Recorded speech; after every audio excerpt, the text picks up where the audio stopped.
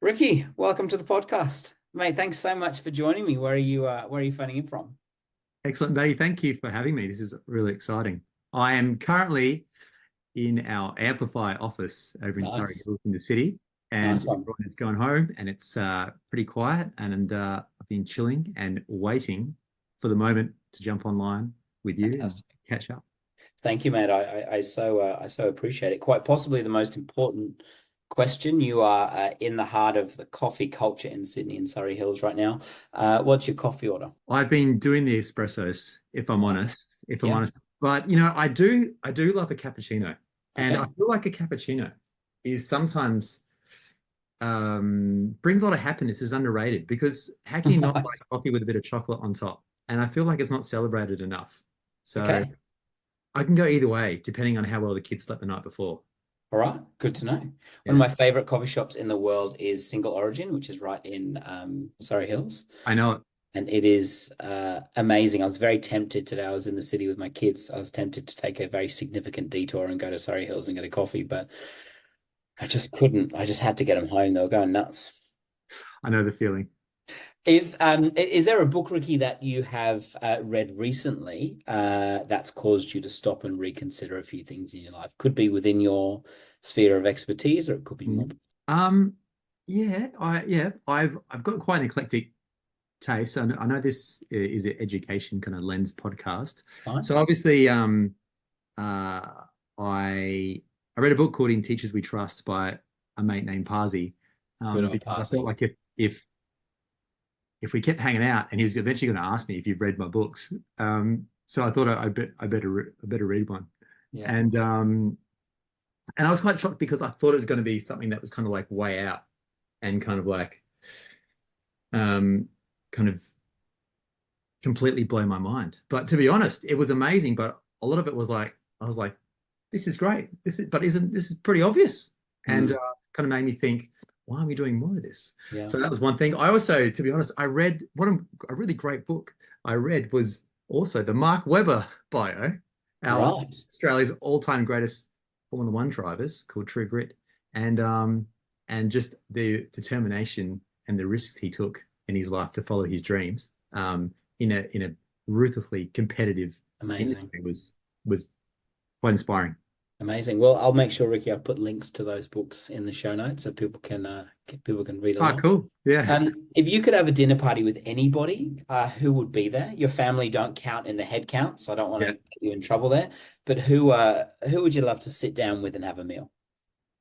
Well, kind of being quite obsessed with music and performance, I was thinking if I think Paul McCartney would Right. be great. And if Okay. Paul McCartney's there, then Dave Grohl would also be great because they're also friends, so it wouldn't be Right. super awkward.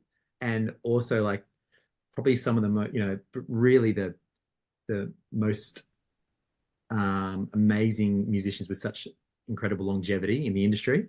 Yeah. And then for some inspiring education lens, I think Sir Ken Robinson would be quite incredible. I'm not sure if you're familiar with Ken. I'm sure you Yeah. are. I am. Unfortunately he passed away quite recently, and Mhm. he was a mentor to a good friend of mine, Richard Gerver, and Yes. I've done a couple of interviews with him, and he just speaks so highly of Sir Ken, and it's a real loss, I think, to our planet not to have Ken along with us anymore.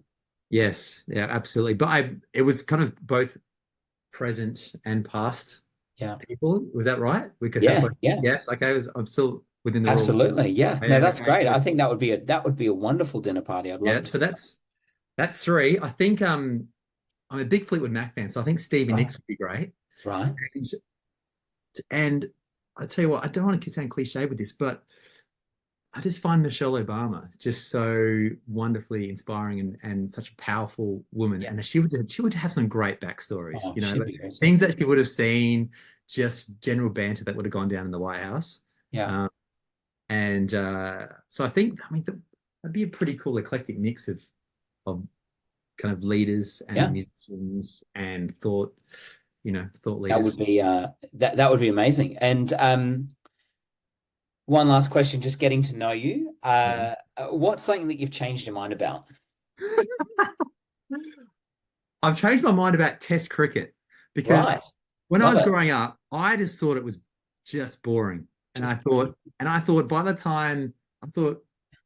yeah, by the time I got older, that that short form cricket would take it over and be phased out because people just don't have time to put 4 days aside to follow cricket. But the more I got into it, the more I appreciated right. the strategy and the calculations of the game and just the sheer ability to be able to, Mhm. as a bowler, bowl that fast for that long. Amazing. Amazing. Um, so I've changed my view of Test cricket Right. from one which was boring to one which was like incredibly fascinating and exciting. Fantastic. Yeah. I remember I was born in the UK and we came over here in 97. And I think just before we came over, there was a famous Australian that was being debuted in the Ashes, which was Shane Warne. Yeah. And I remember seeing him play at Trent Bridge, which was near Wow. Nottingham, where I was from. Yes. And he just captivated the whole of England, and every single English, a young English cricket player wanted to be Shane Warne. Everyone was making fun of the Australian accent. And Yeah. I remember we had never seen anything like that. And I just sat for days watching Test cricket and was just absolutely captivated by this secret weapon from down under. But you definitely get into it. Test cricket it'll get you. And it It looks like you does. caught the Yeah. bug. Yeah. And I never thought I'd be sucked in. But No. yeah, and even what you're talking about, we might talk about that a little bit later, but that ability for someone to come in and kind of reimagine things and change the game and engage and just not be boring and stand out from the crowd. I think we see that in Shane Warne as a sports person. You can see it with music and Yeah, any form of creative arts, but also in education. So I think I love that. that's a it's a really exciting trait, Yeah. um, and something I'm quite passionate about. Would you say that you were a disruptor? Oh, no one's asked me that before, Matt. You put me on the spot. I don't think so. No, I'm not a disruptor. I wouldn't consider myself a disruptor because I feel like sometimes disruptors get too sidetracked with saying things that are controversial to get a reaction. Mm, I'm I'm more about kind of reimagining the way that music in particular is viewed and working in a more collaborative approach to um, help and support people to be the best they can be with the ultimate goal to create the best possible experience and outcomes for kids in a classroom. And I think yeah. at the end of the day, Wow. any principal, any leader, any educator who is kind of worth their weight has the student at the focal point of everything. And so I try not to get too distracted Yeah. um, by saying things that can disrupt because it can kind of take the Yeah. conversation and go on a Yeah. tangent. So it's better to kind of bring everyone together and collaborate and have Love really it. robust, honest conversations. But also, I think it's important to um, be able to say what you really believe, Mm, what you yeah. feel. And Yeah. I feel like I'm slowly starting to do that because I do feel like I'm in a place where I'm fortunate enough to be able to see lots of different Yeah. scenarios and things play out in schools and classrooms, and I experience enough to be able to see what works. Yeah. And Great. and but that also gets me excited, Yeah. knowing Yeah. we're onto something that perhaps is a bit different, but it can have a really big and positive effect on a child's Nice. experience in the classroom. So, Ricky, for those people that aren't familiar with what you do and Amplify and all the amazing work that you do around music education, can you just take us through a little bit of a snapshot or Yeah, a bio or a profile of how you got to where you are today? sure. You mean in the context of being a person and a musician and working in education, or just in like Yeah. amplifiers? Yeah. So, Well, I think it would be, I mean, it'd be interesting. So, did you train as a teacher? Is your background's in education? no, so funny enough, no, I didn't specifically train in education. I Interesting. spent a lot of time in In schools school. teaching Yeah. music and Yeah. teaching in small groups and one-on-one and classrooms. Um, but I guess, so to take you back, I mean, I grew up in a house where music was always played and Mhm. really Right. valued. And my dad used to play drums a little bit. And I remember going to primary school, and I remember that our principal used to play guitar, but there were no other kind of instruments in the school, but I really wanted to play guitar. And so This was in Adelaide, is that right? yes, in Adelaide. Yeah, I Yeah. grew up in Adelaide. Yeah. Yeah. And so the only way I could get music lessons is if I walked across the road to Right. the high school. So I did that in my lunch break and was the only kid in school playing guitar. And all I knew is that it made me feel really cool. It made me feel really great. Like I was this kid that stood out from the crowd because I had a guitar in a case and people would look at me and be like, oh, That you kid's play cool. guitar, you Yeah. know? And so that was really special to me. And then when I went to high school, obviously in high school, there's more structure around opportunities for things like music. And I was kind of involved in the bands and things there. But I wasn't really super passionate about the bands, but I knew I loved music. Hmm. And then I went to university and I actually studied science and did a Right. science degree. And I actually did this study, which were with the group of researchers that then was written to a paper, and it was on comparing essentially the plasticity of the brain of Wow. musicians compared to Amazing. non-musicians, and looking at if in fact people who have kind of trained in music or musical skills or have experienced music in some form of their lives are able to learn tasks cognitively quicker than other people. Uh, Fascinating. yeah, and we had we had all the little little clip-on squidgy things on the brain on the person's head, and we were Awesome. measuring what we call in science action potentials. So Yeah. Wow. Wow. in the brain. So it was cool, and that was kind of my first foray into kind of studying what happens with music. And also I just had a general passion for science because I just thought it was cool. So Nice. I finished that, and then I would look back at music and I was still trying to find my place. And I knew I loved music, but all of my experience in school in terms of a classroom music experience was was pretty non-engaging, wasn't super exciting. I didn't really enjoy it, to be honest. And that to me was really interesting because I knew I loved music, but I didn't love learning about it at school. And I felt that Yeah. there was something odd there. Bit of a mismatch Yeah, between, yeah, yeah. wow. Cool. So anyway, but what I did know is that I wanted to play guitar, I wanted to be in a band, and I really wanted to have a song on the radio. And so my brother started learning drums. He jumped on the drums, and then two mates from uni we met. Is this City Riots? Then we formed a band called City Riots. And Yeah. then, Yeah. long story short, I was like, how can I find people who know about my band? You got to have a song on the radio. We saved up some money, went and recorded a song. I then flew to Sydney at the time, went to the ABC studios, and just Wow. wanted to meet the radio programmer. At the time, his name was Richard Kingsmill. So he's quite an influential guy in the industry Yeah. because Wow. essentially, if he gets behind your band and plays your song, you can kind of make your band quite popular.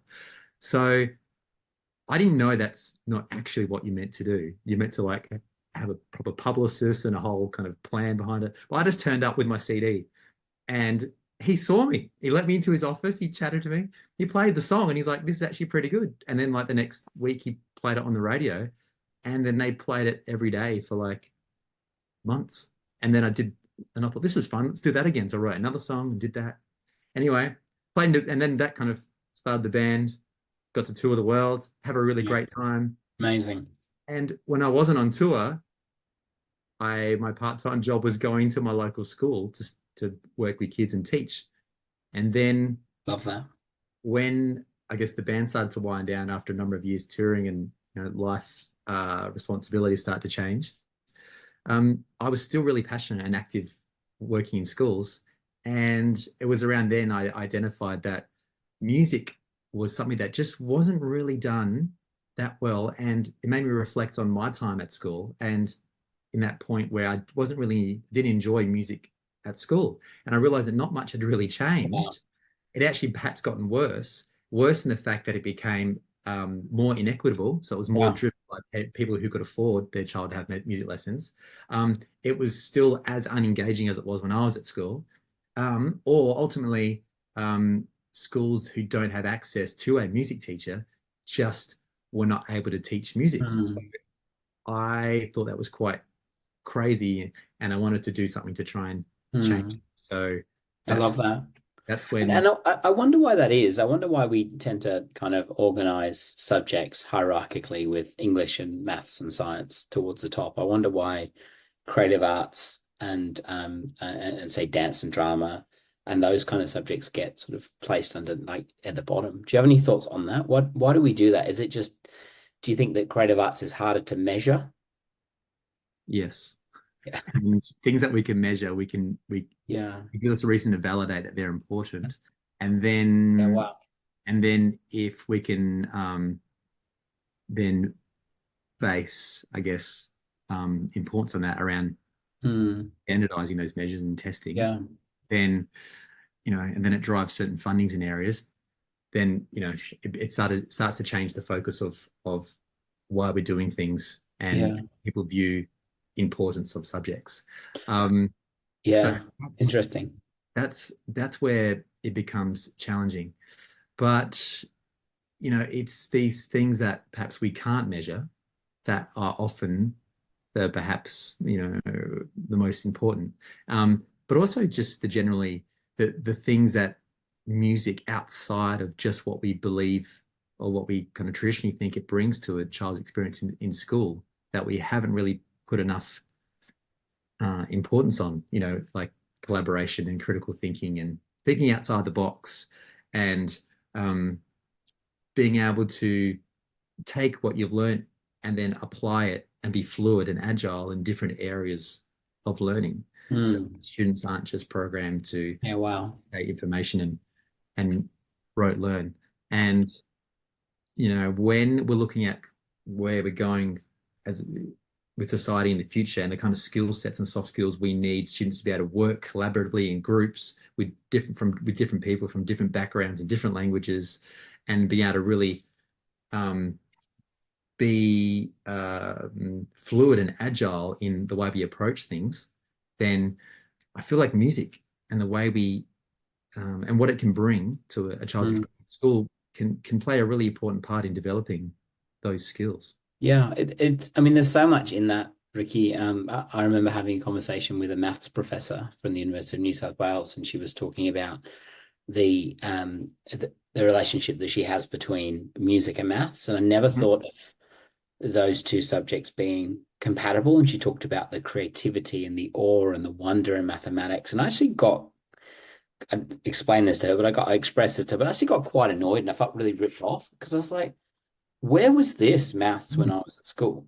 Like, Yeah. where was this experience of this rich, beautiful, creative subject? And same as music. Like music, we kind of did like we did it for a term a year, and that was it. And it was Yeah. usually just the teacher banging together a tambourine and telling us to be quiet. And I actually felt really ripped off Mm. because it just wasn't my experience of these subjects. And for so long, I just thought I wasn't a music person or Hmm. I wasn't a maths person. And Hmm. it wasn't until I did my master's through Western Sydney, and there's this incredible professor called Professor Deirdre Russell Bowie, and she had basically her lectures were just people that were 19 and 20 years old dancing around and creating these dramatic performances and playing music with different types of instruments or bits of wood that they found. And that was those lectures and that subject was so meaningful. And it was within that experience with being with Deirdre Russell Bowie that sort of those I began to reimagine what was possible with music Yeah. education. And Yeah. I think from then I just decided I didn't want any other kid to have that Yeah. bad experience that I had. And I'm sure you feel the same. I'm sure there's so many kids that are sitting in schools thinking music is not for me. And that's purely because of the type of or their experience of music just doesn't match up. That's right. That's right. Sad, isn't it? It is. It is. And you've kind of nailed it there, where there's kids who kind of look at perhaps what is happening in the classroom with music and they don't identify with it. And Mm, there's so many different facets to why and to how music can be improved in schools. But that is one of them where I guess traditionally music education has been viewed in a quite a narrow framework, which is traditionally an orchestral kind of format. and repertoire of music. And I want to be careful how I say this. I don't want to offend anybody. Yeah, Uh, I think that's true. I don't want to be a disruptor. Um, but you know, music is it should be looked at such a more of a wider cultural, diverse angle. Everything from looking at our songlines of First Nations music to our Yeah, Islander music to Latino music to how that's influenced rock and pop and everything. And there's so much to music, and students who come from different backgrounds, there's ways that we can engage them that they can identify love that. through music that it's, to be honest, it's very, very rarely done. I still go to schools in Western Sydney and they're trying to put violins in kids' hands and trying to think that these kids are Yeah, going to be able to yeah, engage with this style of music and instrument. It's that yeah, that is outdated. yeah. That's, for me, that's just um Or bite your tongue. yeah, when we're talking about ultimately, I keep, you've got to bring it back to the students. And when we're talking about student engagement and interest, and you were saying, when I think back to my time in maths, you kind of feel ripped off, because it could be fun and done in a certain way. And I feel like we could do that with every subject in school, Mhm. but I just try and stick in my lane and look at it with Yeah, music. And every school I visit I learn something new, but I'm always absorbing and looking at um, what the kids are excited about, what they listen to, how they want to learn, what their backgrounds are, what does music sound like at home for them, mm, and mm. the more we can kind of um, start Yeah, to connect those dots with yeah. music and education, then the deeper the learning is going to be, and the more interested they're going to be because they're going to be able to relate to it. Yeah. I think about my girls, we're talking about our kids as all parents do before you hit record. And I they are half Indian, South African, and half English. And so I see them when they're over with their grandparents or when they're at home, we've got music on. They don't need to be able to be they don't need to be taught how to move or how to express Mhm. themselves through dance or drama or musical instruments or spoons on the walls, and everyone's just going crazy. And it's a reminder, I think, that so many of these skills that we're talking about are actually innate in children. Absolutely, We don't have to absolutely. teach it, and it's such a shame, I think, that we tend to get educated out of that, unfortunately, as we progress through school. And it's really sad. And I think about like all of the things that you're talking about music being a place of collaboration and critical thinking and understanding of cultures. And I think there's so many, we really need to shift our mindset about what music education is, because um yeah, I think there's so much in that, isn't there, Ricky? Like, Oh, it's huge. I mean, it's you could do huge. it. You could We do can't a. do it. We can't cover it all in an hour. It's huge. We can't. And you look, and I said I'm very fortunate to be able to visit so many schools around the country, meet so many wonderful principals and educators and leaders. But and they all have different stories around music, and but a lot of them, in terms of their stories around music education, are not always, quite often, are not very positive. They either mention that they were forced to play the recorder and they hate the recorder. And recorder's been this kind of symbolic instrument of music education, like it's the only instrument that you can play in a school setting. And I'm not a huge recorder fan, as you probably worked out. But when they actually talk about music, then they actually talk about it really positively. Like they think about their first gig they went to, or their Mm, song they had their first dance to, or their first concert, or whether the first record they bought, the posters in their wall. And what I try and do is get them to think about that initial emotional connection they had with music, love that. and what what attracted them to music at that point, and what got them excited about it, and what it was, and how they felt, and then bring that into an Mm, education space, love that. and then try and create that engagement and connection for students in the classroom through music, and forget Yeah. everything else. And then I think that's a really great place to start. But that's what I mean about like one element of reimagining what music needs to look like in schools and in But the I class. think we do that in some of the, and forgive the term, but we do that with some of those subjects that we have rated. We've kind of ranked those sort of top tier subjects, if you like, those English, maths, and science. We start with engagement, like we start with a hook and something that's really exciting that our kids will be engaged in. And I don't know why we're not doing that with music because my kids are always singing songs in class. They're always talking about Taylor Swift and all the songs that she's releasing and all this stuff. And wouldn't it be great to start from there, like a point of engagement, a point of interest? And I do think I always say to my team, like if we focus on engagement and we find that thing that engages our kid, your behavior is going to be better. Kids are going to be more excited to come to school. Attendance is going to go through the roof. And so I think I don't know why we don't start that with the arts as well. And one Mm. of the things that we're really passionate about at our school, and you know our school well, is providing these experiences for our kids. So we're taking our kids to the opera house, we're taking them to see a performance, and because so many of our kids wouldn't have had that experience. And I know from experience, taking kids to these things that they walk away going, "Oh my gosh, I never thought that was possible." Yeah. For them to see a live orchestra, or for them to sing along to a musical theatre performance, or for them to hear the different types of instruments is just amazing. And it's a shame that we can't, I think, start with engagement with our kids because there does seem to be that mismatch, doesn't there, between people's experiences at school and people's experiences with real kind of real life music. But Yes. Yeah. there's so much in that. Ricky, I was just wondering, what are some of the takeaway lessons from touring the world with City Riots? What was that like?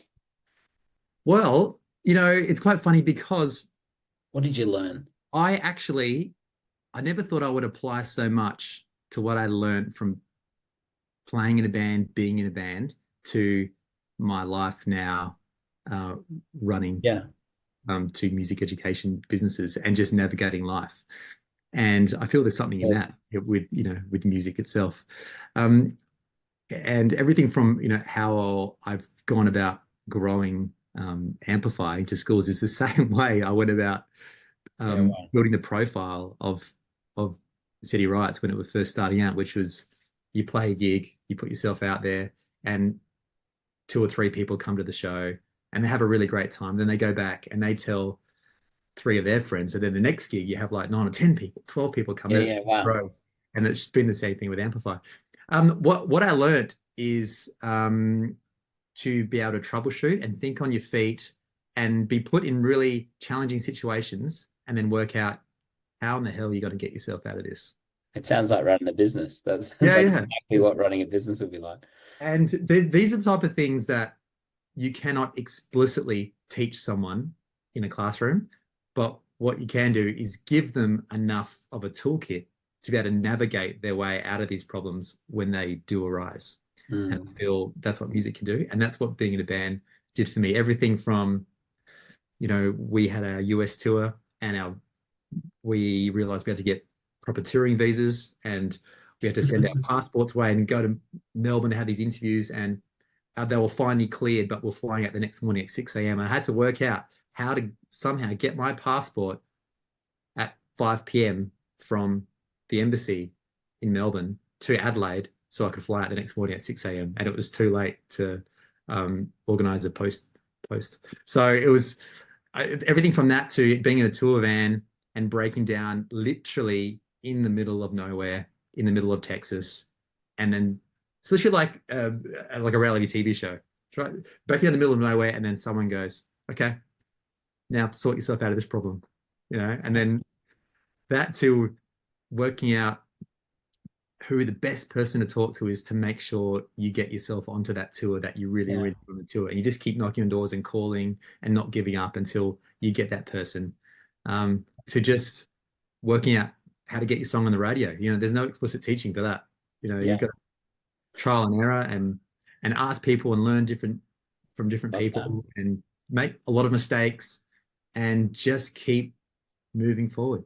Love that. And the other thing I learned is that doing things collaboratively and with other people is you always learn more than Mm. working on your own. That's also a lot more fun than working Mm. and solo artist. What did you learn about how music unites us? Because I think there's so much rhetoric at the moment about how different we all are and Mm. how the world is more divided than it is before, and that may be the case. But would you mind maybe speaking about how sort of you've seen music bring us together? Yeah. I was I'll give you an example. I Yeah, was on a walk. Actually, I've been trying to run a bit more to yeah, you know nice. You're looking fit. keep my cardio up. for when I Yeah. do the school incursions. And I was live in Maroubra, and I was running along Maroubra, and there was a guy sitting on the back of his ute with the tail down, who's looking at the surf, and he's wearing a Smashing Pumpkins t-shirt. So for those who aren't familiar, there was a band in the 90s. They were called Smashing Pumpkins. They had this big album called Melancholy and the Infinite Sadness, and it was a double album, and it was viewed as this quite a seminal cult album for that time that has lasted the test of time, and Right. still has songs on it that I play on radio now. So this guy was wearing a t-shirt. This guy would be in his say mid 50s. I've never met this guy before, and I was kind of fast walking, meant to be running, but I was a bit tired. And I saw his t-shirt, and I said, "Should I say anything?" Oh no, I won't. I was like, "No, bugger it." And I was like, "Hey man, cool t-shirt, great band." Because there was in City Riots, we had the privilege of touring with this band, the Smashing Pumpkins. So Wow, I that's knew them amazing. well, and it was a great time of my life. So I just wanted to say to the guy, "Hey, cool t-shirt, great band." And at this point, he was like, "Oh my goodness, like one of my favorite, but how great are they live? Have you seen them? I saw them on the last tour here. It was the first time I saw them, and it blew my mind. They played this song, and I got their album when I was like 19." And he basically told me, he told me things that you would never otherwise tell a stranger, No, ever. no, And I also was wearing a band t-shirt at the time, The Living End. He's like, "Oh, hey, I like The Living End. Aren't they really great? good. Chris Chaney's one That's of the great. best guitarists of all time." And then we had like maybe a 5 minute chat, and then I'm on my way. And it got me thinking, what else in the world could he have had on his t-shirt that would have instigated such an open, deep conversation outside of music? Love Like that. it was that kind of showed me that it's just another reminder of the power of music and its ability to connect and unite Mhm. people. This is someone I've never met before, and he's basically telling me his whole teenage and life story because I just acknowledged what was on his t-shirt because Mm. it's a band and something that really meant a lot to him. And I can't say, I can't, if he had some kind of like, if he had the periodic table on his chest, and I love science, but I don't feel he would have talked my ear off for 8 minutes around. Isn't that interesting? You know what I mean? Yeah, So that's one example. And love that. the other example is the Taylor Swift phenomenon, which I thought, to be honest, was just fantastic. That people were just so engrossed with the idea of wanting to be part of an experience Isn't it incredible? through Yeah, music that bringing people together of different race, different culture, different backgrounds, different ideologies, different sex, different religions, love that. everything was removed. And it was just people wanted to be in the same space and experience something that you cannot do in any other way but being present Love through that. a live music delivery. And I mean, I can't, and there's no fights, no violence, no argument, nothing. And I mean, there's nothing, I can't think of anything else in the world that has the ability to do that. And Well, I, I'm a proud Swiftie. I've been to every one of her concerts apart from this one. I just couldn't get tickets, but I definitely the last concert I was at, I thought, geez, this is out of my demographic now. Like I need to take my daughter's a little bit too young, so I said to them, next time she comes, we'll go. But I felt like I needed to take one of my kids there because I was just too old. But it was amazing. It was incredible, and like you said, it doesn't really matter how you feel about her or her music, but that ability to share an experience. Mhm. And she's selling out these concerts back to back Mm.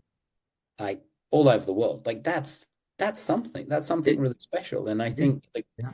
and even just seeing, yeah, I mean, I do think as a world, we need more things to bring us together and talk about our similarities as opposed to our differences. And I think music is an incredible way of doing that. I remember going to a first of many John Mayer concerts. Yeah. And I went there with my wife. She wasn't my wife at the time.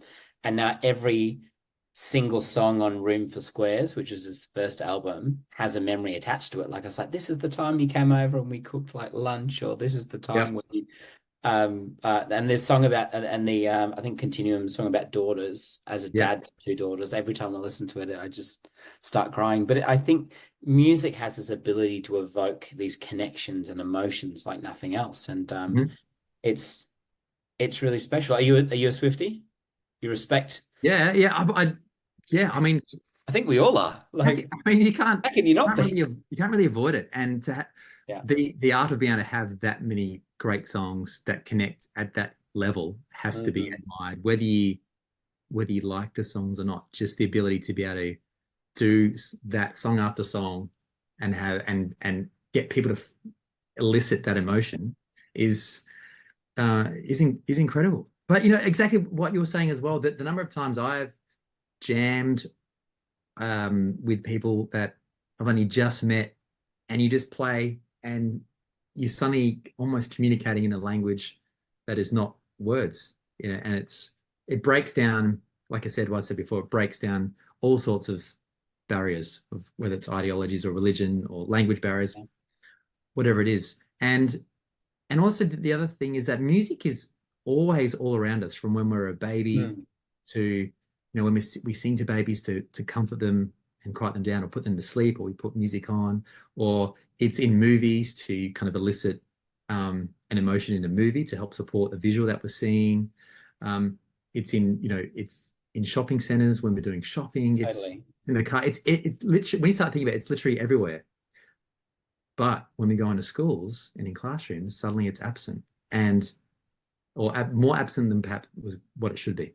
Yeah. And that's where I'm trying to make a difference, because I'm also aware that it's very, very easy for to make a lot of sweeping statements around the problems. And one thing Yeah. I've always been really mindful of is that I don't want to say something but then not do something about it.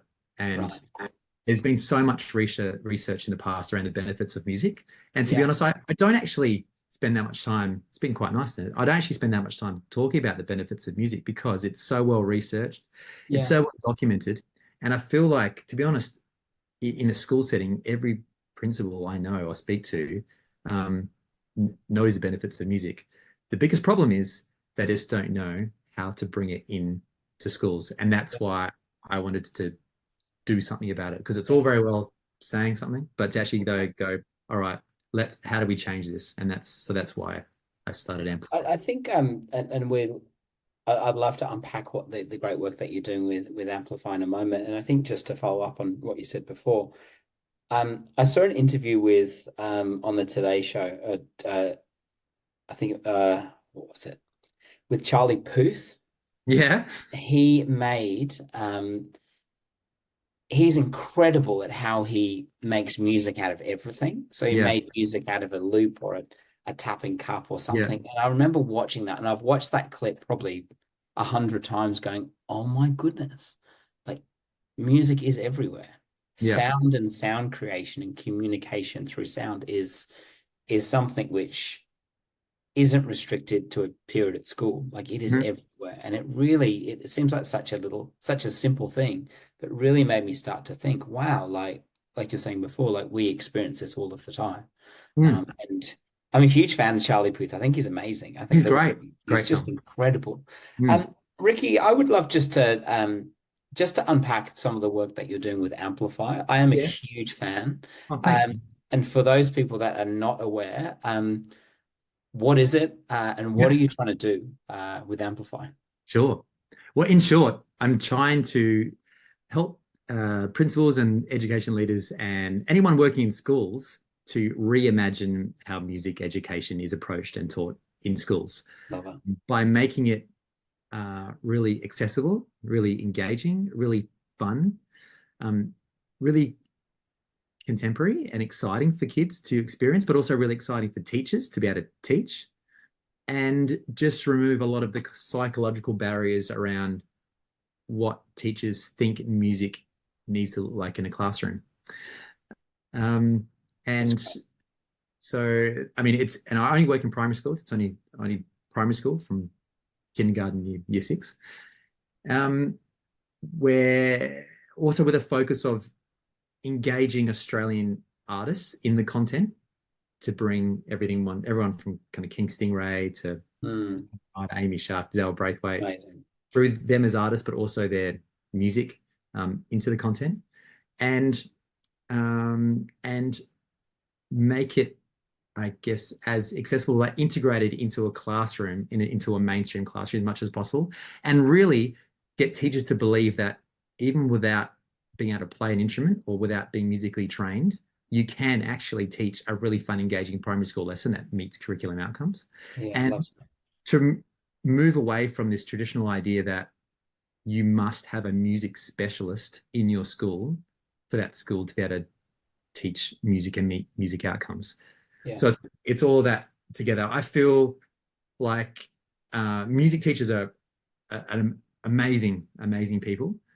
But this idea that that there's enough music teachers to be able to deliver music in every school in the country is completely unreal. I mean, we don't have enough teachers to go around, let alone music teachers. yeah, So this reliance upon music teachers, I'm trying to shift the narrative on that. But also, to be honest, I feel like it kind of undermines a classroom teacher and kind of dilutes their ability and their efficacy in the classroom. I yeah, mean, I see what classroom teachers teach in other subjects, and some of that content is like this. It's hard. It's challenging. But we were talking about before when teachers understand the art of teaching, and a lot of it comes through that ability that teachers have to build relationships and understand their students and relationships with their students and know how those students learn, how to get the best out of them, their social interactions within the classroom, their learning challenges. That classroom teacher who's in the classroom with those students every day knows those students better than anyone. So when then that teacher is empowered and able to teach really easy and engaging music lessons for that class, then that experience is going to be much deeper and much yeah. the most exciting it can be with that child without having to need or rely on a music Mm, specialist coming in. So that's that's great.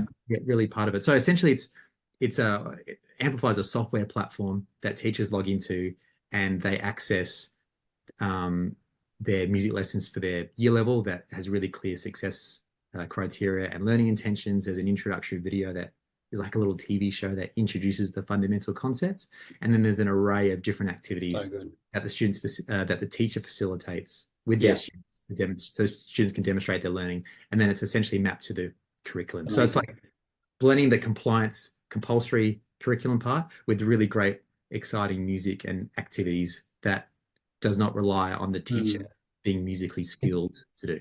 It's so good. And one of the many things I love about it is that it's all there. You don't have to go searching for maracas or anything. Like it's there. Like everything you need is in that lesson. And it is engaging. I've done it with kids all across our school and every one of them loves it. And I think the thing that I'm really passionate about in education is seeing kids, seeing that moment where their mind shifts and they go, oh, I'm actually good at music, or oh, I'm actually a mathematician, or I Mhm. am a writer. And it's the same thing. It's changing those paradigms and changing those mindsets, but just in music. It's great. Yeah, It's really fun. Yeah, absolutely. Yeah, and equally as exciting for me is from a teacher point of view, seeing a teacher in the classroom who would consider themselves traditionally non-musical or who never thought they could teach a music lesson or never expected that they would need to teach a mm, music lesson to now teaching a music lesson and feeling really great and confident about doing it is also really exciting so good. to see. So good. And when when teachers feel really great about teaching something, then it kind of increases their confidence and makes them a better teacher. Yeah. And when they feel great about teaching something, it makes the whole experience all that much more exciting and deeper and happy. Yeah. And that's really special for me to witness as well. Yeah. I love that. And Ricky, what's it like running a company? Because and the reason why I ask is respectfully, I would imagine it's a very different schedule. You're not just jamming in a basement in Surrey Hills and hoping for the best. I'm sure there's sort of two parts of your brain that are working. Like, what was that shift like going from, yeah, going into running a company? Because that is a whole nother thing, isn't It really, it it? really is. That could be on a podcast just in itself. Yeah, Especially for someone who's innately a creative and a creative musician like myself. I didn't want to Um, say that, but that's what I was thinking. Yes, yes, yeah, and it'd be remiss of me to come anywhere close to taking all the credit for Amplify. So it is, I'm a co-founder, but my wife is the other co-founder, Nat, Yeah. and she's an incredibly talented, driven, amazing operator and incredibly um, intelligent woman. You And complement each other very well. yeah, and so to be honest, it's quite an amazing skill set. A lot of people compliment on it, which is really nice. So kind of this blend between myself, who's kind of a creative and spends a lot of time in schools and in classrooms, and like to think I understand how kids can learn and how to make the most kind of exciting music experience for them. And then Nat, who um, understands how to run a business and how to scale and how to make it sustainable and how to, I mean, we just really complement each other. But running a business is a beast in itself. It's, Yeah. in one hand, it's incredibly exciting, and I've always, just like being in a band, you are kind of you are at the you're kind of at your own, you have the power of your own destiny, so Yeah. you kind of like, you can reach for the stars and follow your dreams, and as big as Yeah. you want to go is only limited by your imagination. And I like being in control of our destiny. Yeah. I So love that's really that. exciting. But coming with that is a lot of risks and a lot of big decisions, whether it's on certain pedagogies or lessons, or just big decisions on, now we have people working for us. So there's people's livelihoods that we need to make sure we're considerate of and manage. And this is people's jobs now, which is a Yeah. big responsibility. Yeah. And just constantly um, taking time to reflect and acknowledge all the exciting things that happen at that time. But then we're always kind of trying to move forward, because I feel like if you're not moving forward, then um, you're going backwards. And so always looking at the bigger picture and looking at how we can make this not only something accessible for all kids in New South Wales and Australia, but around the world. And Mm. so the bigger your view gets, Yeah. and the bigger your reach gets, the more responsibility that takes on, and the more you need to be accountable for, but also the more exciting it Yeah. gets. So, what's it like working with your wife? And um, do you think you've sort of found that balance? I mean, it's almost 9 o'clock on a weeknight and you're still in the office. Yeah. Yeah, what's it like working with your wife? And also, like I said, do you feel like you've sort of got better at balancing those sort of dual responsibilities of many responsibilities of being a dad, being a partner, being a business owner? Yeah. It's I will, tricky. it's super tricky, and it definitely has its challenges. Has a lot of challenges actually. And we're still learning and developing it all the time. Yeah. But I think it's what we focus on is really identifying where we bring the value, and That's great. identifying like where specifically I really bring value, but also realizing where I can't bring value and being okay with that. And I guess the same for Nat, although Nat is really great at bringing value at a lot of places. But she there's always a place that she can't, and so I need to make sure I step up and for Yeah. those parts. But also then as we grow, bringing on people to be able to complement and diversify your skill set. If everyone sitting at the table has the exact same skill set and is all have the same expertise, then there's going to be massive gaps that aren't being filled.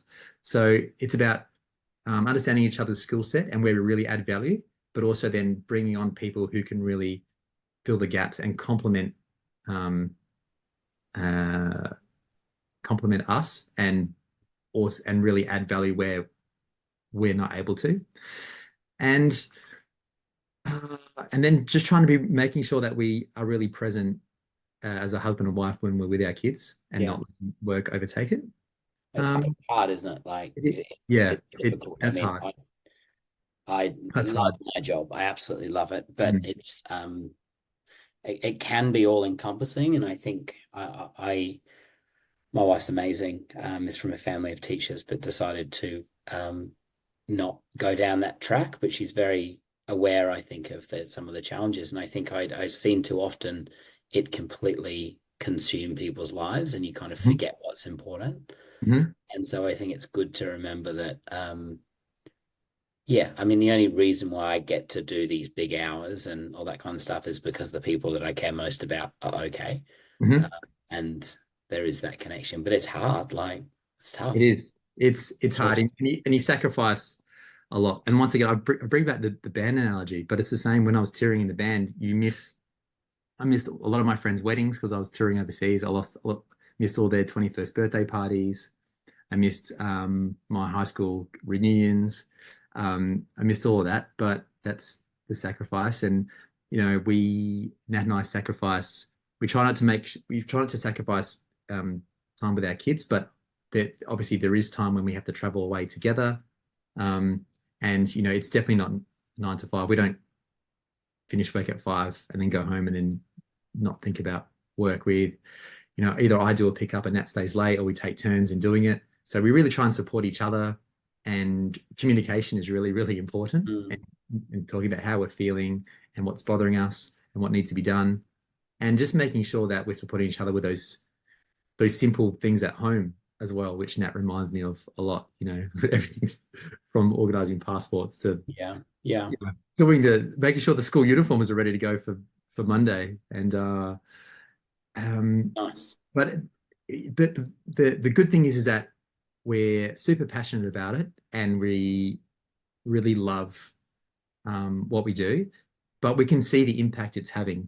It's And great. when we those times where things do get tough, but then you get an email from an AP and they've got all the feedback from the stage 3 kids saying, this I never thought music could be this fun, or it's made me feel really great about myself, or I wanted to come to school on Friday because I know we were doing Amplify, or teachers saying that it's made them feel really great about being a teacher again.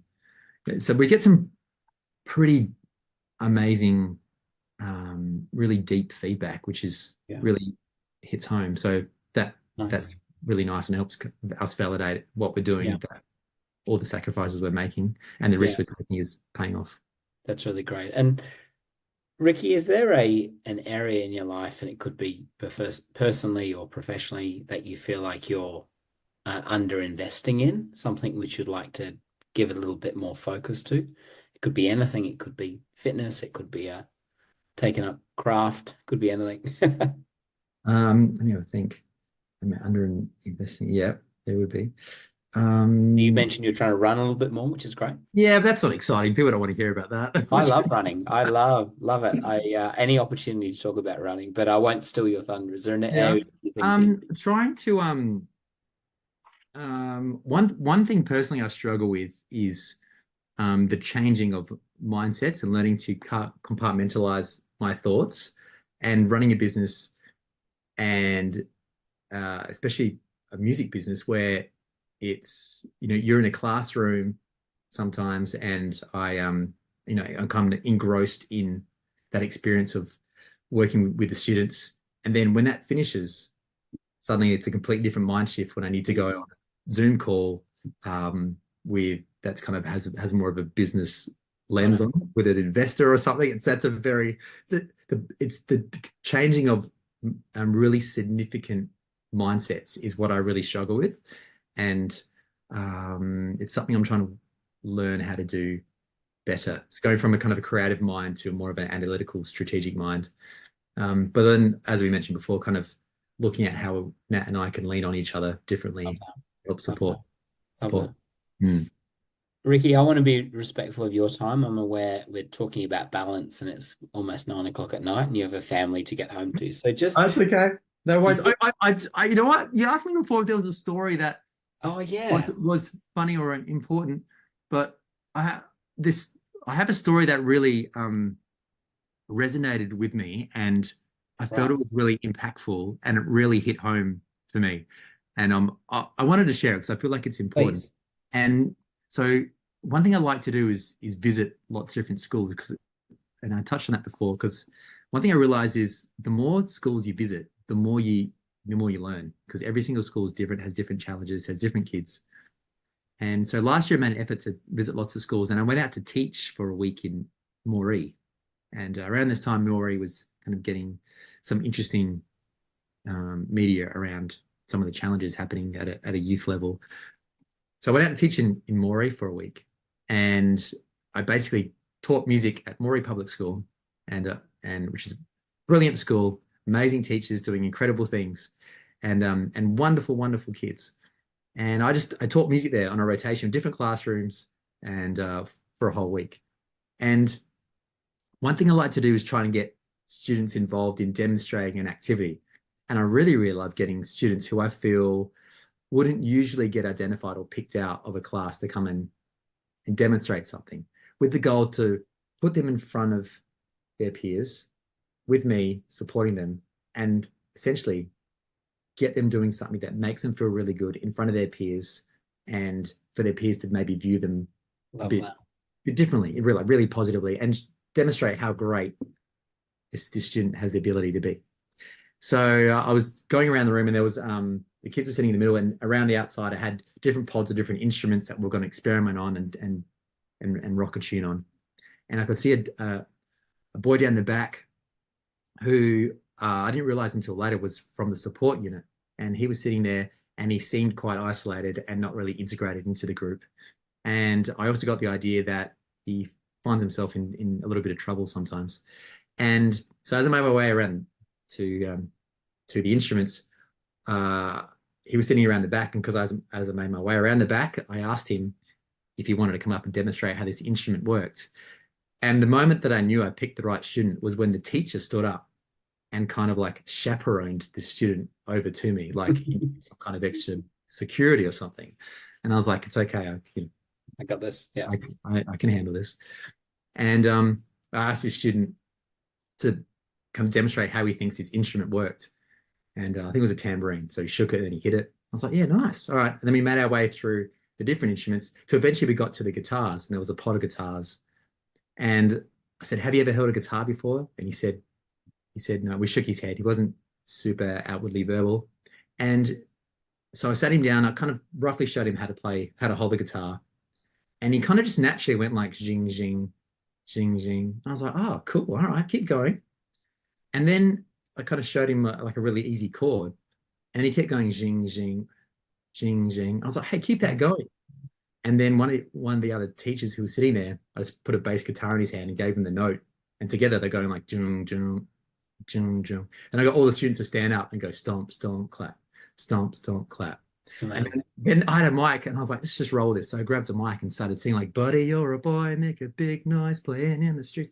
And it got to like, we were right. And all the kids were like, I had never showed him this song. I loved that. Like, mud on your face, you big disgrace, kicking your can. And then they're like, we will.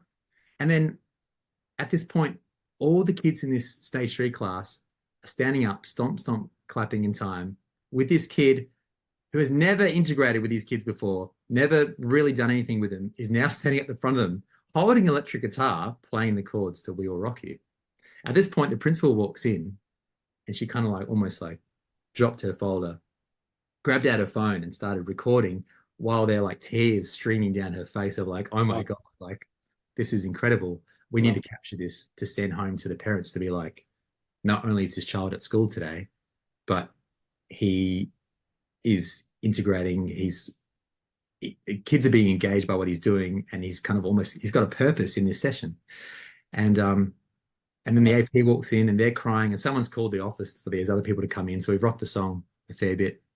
And then at the end, we finish, and he does a big rock and roll ending, and all the teachers are crying. And I was like, all right, that's great. And I was like, did you have fun? He's like, yeah, that was really great. And everyone was clapping, and no one's ever acknowledged this kid before.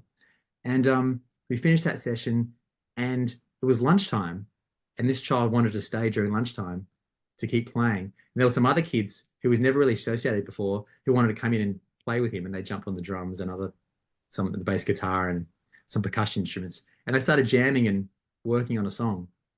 And the teachers were just in complete and utter shock that this has happened to this child who has a lot of issues going on at home, far more than I could ever appreciate, and purely simply through music. Now, this child felt he had a purpose. He was validated. He felt identified in this group, and now was interacting with other people. And I think the leadership team just sat there for the whole lunch, just watching this this jam It's play out with incredible. the child. And I reflected on it and I was like, I didn't bring any of these instruments into the school. They were already here. I didn't write We Will Rock You. That's Queen. I, d- I didn't really do anything that in my eyes was like revolutionary. All I did was kind of provide a conduit between a song and an experience through music for this class and the kid. And that's when I was like, wow, it's so simple and but it's so powerful. Yeah. And that is the really wonderful thing about music. Ricky, that seems like a great place to finish. I don't know how we can top that last story, but thank you for taking the time to talk to me today and for the amazing work that you and the team are doing at Amplify. And even more than that, thank you so much for your heart and your commitment and your passion and your dedication for music. And I hope that I'm sure there are going to be plenty more stories of that, of kids that have discovered the awe and the wonder and the beauty of music through your work. So thank you so much. I really do appreciate you chatting with me tonight. And I'll go home and be a dad. Thanks, mate. Thanks for taking the time. It's a real honor to be on it. So thanks for having me on and Thank you. looking forward to seeing you soon. Thank you.